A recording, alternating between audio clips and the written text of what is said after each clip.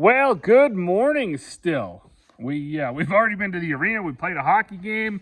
Kids got a tournament there in Heights, so that's going to take up most of my day. Although last night, a little bit after supper, we did get another load. So we got everything here now. We got this showstopper stuff. Apparently this is for finishing, I don't know, show cattle. What do we got here? I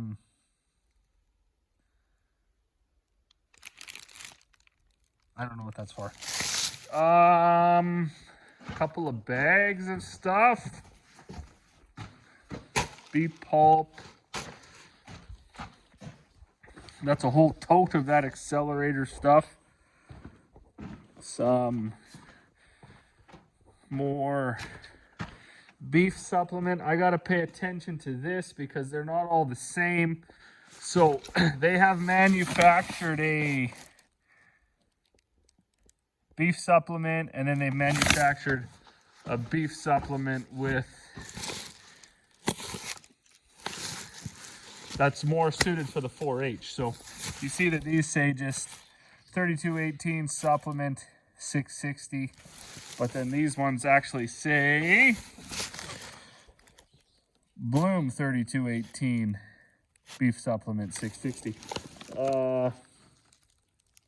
I gotta be honest with you, I'm not sure what the difference is, but I know this stuff is more formulated for 4-H cattle and stuff like that when you're trying to achieve a little bit different stuff, whereas these other ones are just formulated for basically commercial cattle when you're just feeding, say, rolled barley or something like that. So that's pretty cool, pretty neat, pretty awesome. I do believe this stuff is for the neighbor that's coming today, so I'm gonna have to move some stuff out of the way, unless this is, I don't know. Just a minute, let me look at this one. What is this? I don't even know. I do not know. Oh, okay, that's a bull supplement. Okay, so I need to fish that far pallet out of the back, and I need to line these up a little bit differently.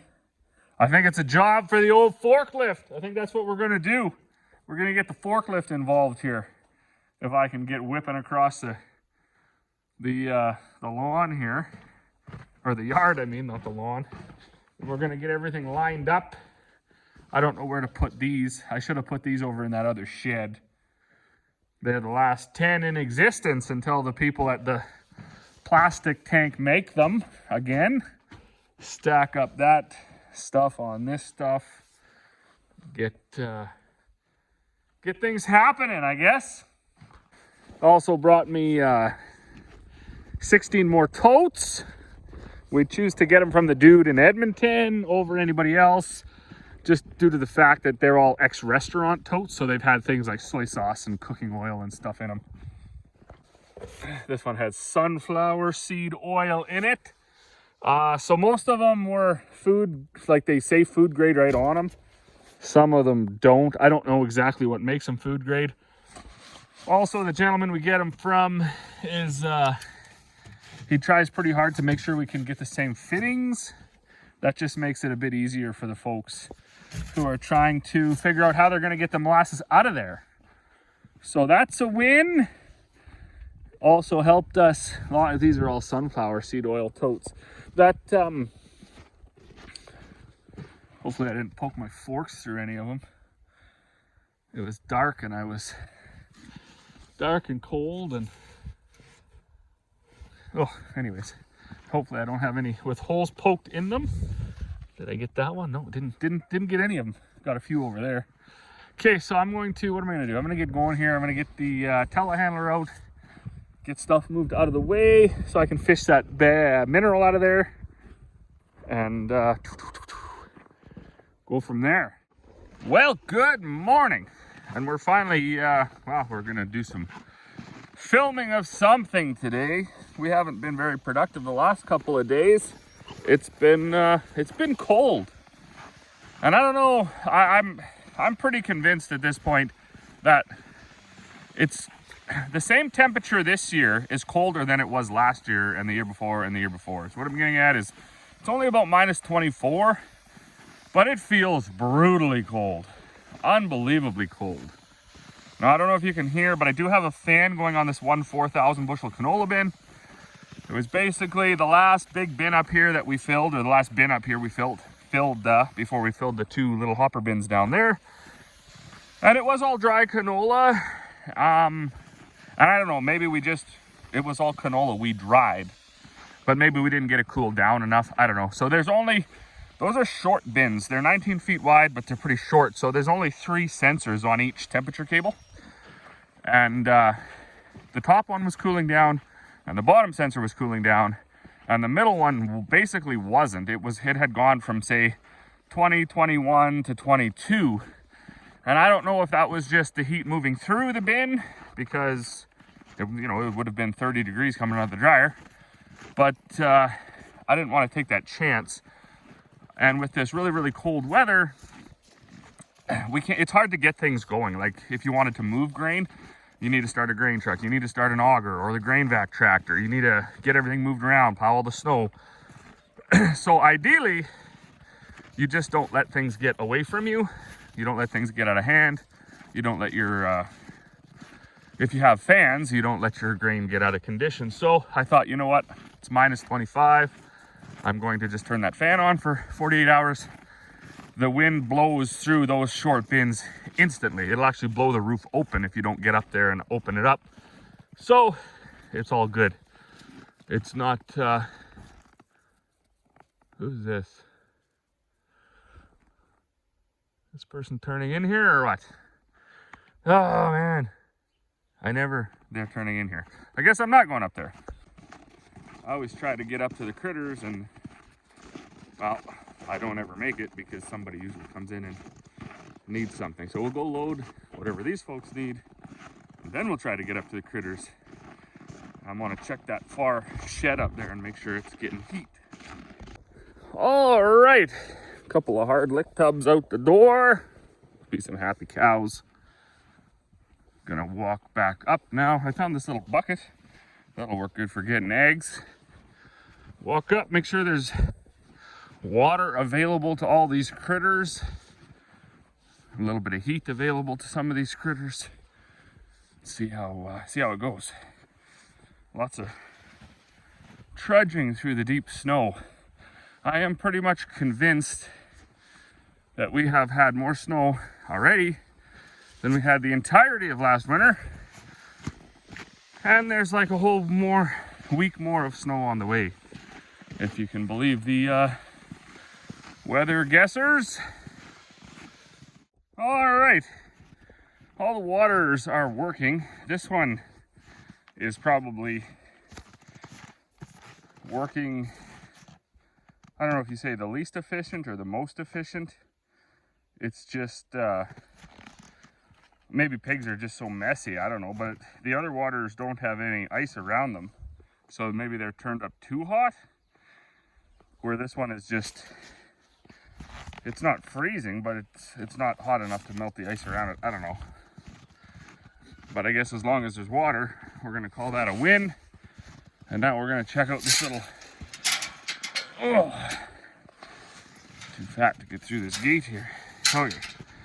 We'll check out this little heated water shack here that we built. It's supposed to be warm because I guess we never insulated the floor, but the roof and the walls and everything are all insulated. Hopefully the heater's running in here. Oh, it's warmer in here than it was before, that's for sure.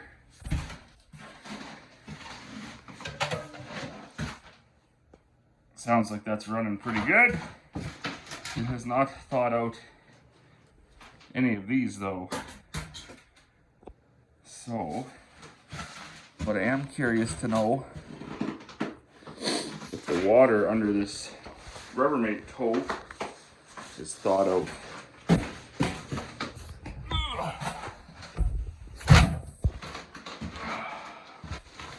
Bucket, hose,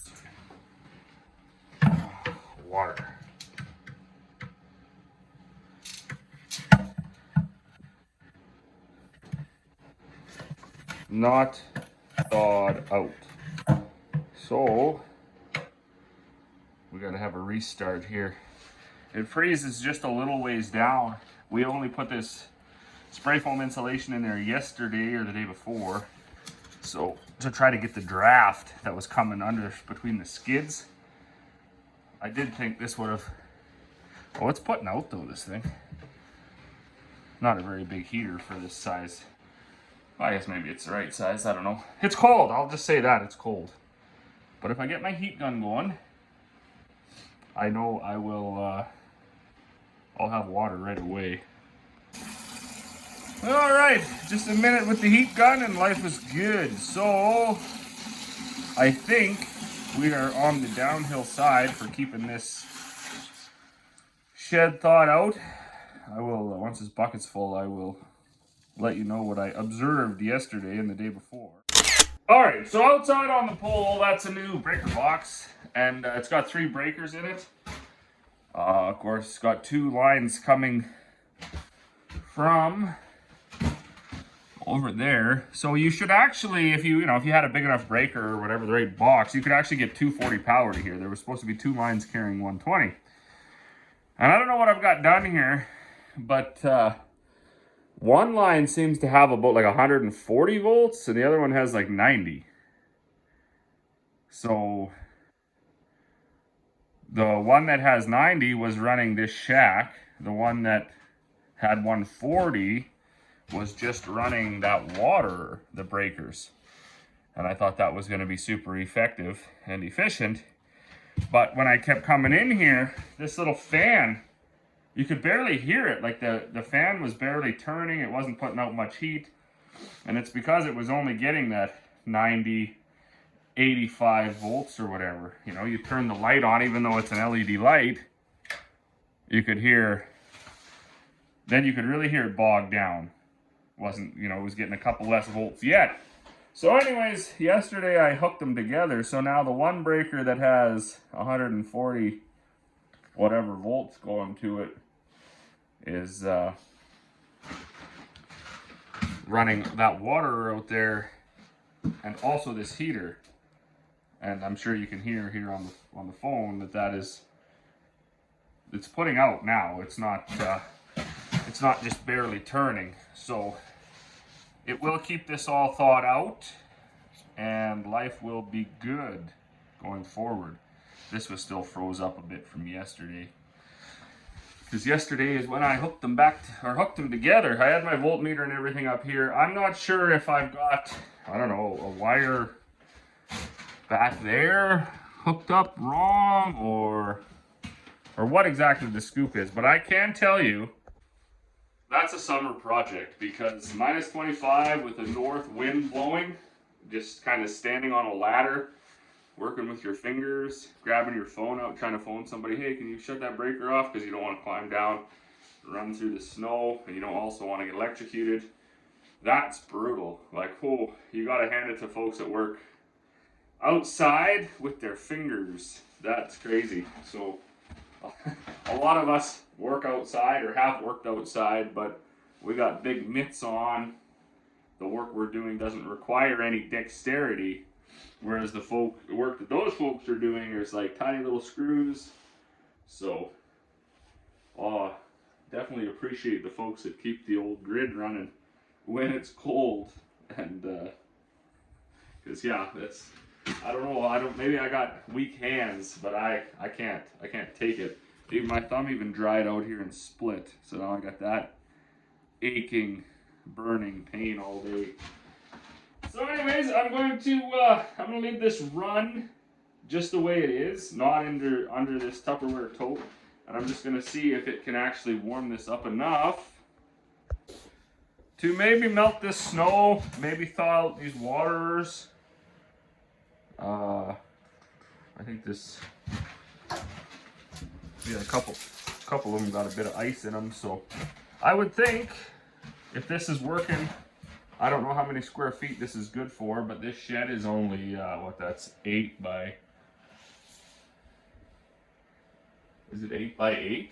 I guess so, and maybe 7 feet tall. So what are you looking at there? You're looking at like 70 square feet or whatever. I wonder what it is, like cubic feet. I don't know what how these heaters are, how they're rated, if it's by square feet or cubic feet of space that they can heat. Doesn't even say anything on there. Keep it at least 3 feet from stuff. So it's obviously good for 3 feet, or at least it thinks it is. There was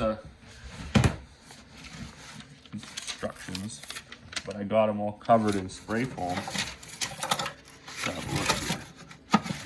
A guy should know. All right, from what I can see, you're not supposed to hook it up to the breaker that's running something else, but we don't have an option, so that's what it's going to be hooked to. That is a 20 amp breaker out there, and that water is the most efficient one we have because it's dug halfway into the ground, so it actually doesn't take very much to heat. That ground is a very good insulator for it itself, and of course the water being full on top is an insulator, so it doesn't actually run all that much. And it, as you could see by the ice on it when I was out there, that's obviously not, it's obviously not just running to keep the ice and everything melted. It's running enough just to keep the water available to the critters. So anyways, we're gonna leave it like that. I did check this out. Maybe I'll check it again, see how many volts is coming here. I just Googled it because I can't find any information. It's all covered in spray foam in the garbage there. But I think this heater should be good for about 500 square feet. And this building isn't 70, it's like 64, 8x8. But I don't know if the roof height matters or not in that. So, and I also don't know if this door is an outside door. It looks definitely like an outside door. So I'm hoping it's insulated. But anyways, I'm going to grab my tester and test this extension cord. See what we get for power. Okay, we definitely got something amiss here, because check this out. I was just checking this power cord with my voltmeter there, and it was registering 99. But if I shut this heater off, the light in the power cord turns on. So obviously like 99 volts or whatever isn't enough for a 120 to light that light up. Thinks it's not working. And this guy is taking, when you shut this off, this goes right up to 115, 118, something like that. So I think I've got something maybe to do with the earth and the ground or whatever, because, and I'm sure it has something to do with this shack. The power comes into the light, to the switch, and to here. That's all it's running. So there should be no, it's not like we're putting too much strain on the old system here. But I'm gonna have to go do some research, some Googling. Of course, stuff like this, a guy wants to be careful with, so you don't have a fire. But I don't think we're at that risk yet. That's, everything's got, that's an outside plug-in with a, you know what I'm saying? Maybe I should push that. It's got the breaker thing built right into it. Maybe it needs a reset. Maybe that's this issue here. Hold on, I can't do this with one hand. All right, the resetting of it did not help. Let's see what's coming through here. Well, that's strange, because even just poking these leads into here, now I get 106, where before I got 199. But it still doesn't turn the light on, and I bet you if I shut this heater off, then the light would turn on. So I don't know. I'm not an electrician, obviously, and I don't know what's happening. But I was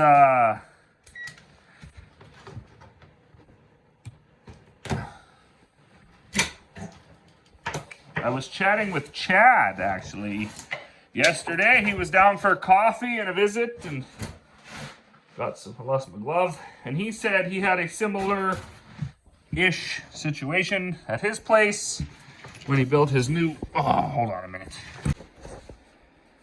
When he built his new shop. So I'm going to do some thinking here on what could be the issue. I know there is when you go between the two out here, you do get that 240 power. It's just not in the right spot. So something is bleeding across or leaching or whatever you call that. And we will figure it out. I know that. We rarely get beat. But anyways, let's go water the chickens, find some eggs, and then back to the heated shop. Gotta do some more work on that mill, put the guards on. Dad was doing a big overhaul on the blower part, so looks really good. All right, well, we are warm in the heated shop here, but to my surprise, now I did have that tractor plugged in on the mill. It fired right up, didn't even need a shot of ether, so maybe it's warmed up enough, I don't know. But I'm gonna, because of that, now I'm gonna go make feed for the day. I had planned to stay in here and work in here. I will say I found these baby wipes here. I don't know where they were, but that works awesome for getting grease off your hands, even almost better than Gojo. So that was a happy win. So this is the mill, the one, the bigger one. I was in there and I cleaned it all out, scraped it all out, threw it on the floor here. Some other corners and stuff had a little too much molasses on it, so it got packed in there. Also this, so I've redone the bushing in here a couple times, got my buddy at Monkman to build up a stronger one so this gear doesn't wobble. That's what wipes out your bevel gears when something gets loose and sloppy. Bang, bang, bang. This pin had come out, so it had shifted this way and it was a little bit wonky. I think we've got all that replaced, repaired, so that's good, all tightened up. There is a guard that goes on here. It's currently sitting there. I'm not gonna put it on because it's way harder to grease it, and I wanna be able to watch it, at least for a few loads, and make sure that nothing is, that it's all tracking right, not binding up. Also, that's the new exhaust piping that Dad bought instead of the junk that was on there. Shouldn't say junk, I guess. It's just stovepipe, but it, over the 40 years that this thing's been alive, or 30 anyways, outside, rust and grain dust is very abrasive on stuff. It's getting holes all over the place, got dented up, blah, blah, blah. So it, now it's all better. I know he brazed a few pieces on there. That stuff, next time a guy could probably take it to Lee Sheet Metal or something and have them actually replace it all, because they got the benders and they know the math to do circles and everything else. But for now, lipstick on a pig, right? Just kind of get her so it doesn't leak, because it's a lot more pleasant when you're making feed if this is all working. That extractor is working, pulling the dust out of the hammers, dumping it back into the mill. You don't have a big pile of grain dust all over the place, making you want to, be itchy and find a different career. So, like I said, I was going to work in here all day. I wanted to fix the seal on the bottom of this tank. This is what I use for my Zamboni, if you will. Hook that mat up behind it. There's a big, heavy, rough cut 3x6 or whatever in there. So it's actually quite heavy, but you drag that around and the little mop drags behind it, and it fill this full of water with the Hotsy. I hooked the Hotsy right into here. So this is full of, like, effectively really hot, almost boiling water, because by the time you get it swedged down, it's actually steaming into there. Then you quickly go over to the rink and crack the valve at the bottom, right here, and that sprays that hot water out over this mat, and then you drive around, and it actually works pretty good. But we've had nothing but snow, snow, snow, snow, snow, so all I've been doing is plowing off the rink and then flooding it with water, plowing it off, flooding it with water. I haven't actually made this trip. I had this tote full of water in here, just warming up, so it should be kind of like room temperature, I guess, by the time a guy gets over there. And I'll be able to use that too to do like around the skate shack, around the fire pit, something that I don't want a lot of. You don't want to spray water at the fire pit, right? Or else it just turns into a big block of ice. So anyways, that's going to be the plan. I think Buddy and I are going to head out to a hockey game tonight. It is Friday, and Emmy has to cook at the Legion for her 4-H minutes or hours or whatever, volunteer hours or something. So her and Corey are going to hang out at home, or hang out in town in Height tonight, cooking at the Legion. The little one is at Grandma's house, and when Buddy gets off the bus, we will get ready. I think that hockey game starts at 6 o'clock. He wasn't, or 7 o'clock. He wasn't really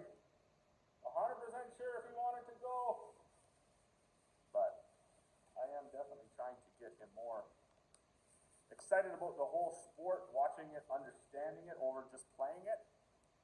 We are definitely running into an issue with some of our kids. There's too much going on in 2025. There's a lot of online gaming happening. Plus, there's a lot of other things to do, right? Everybody's in like one or two things. You know, it kind of used to be like you were in hockey and 4-H, and that was that. That was how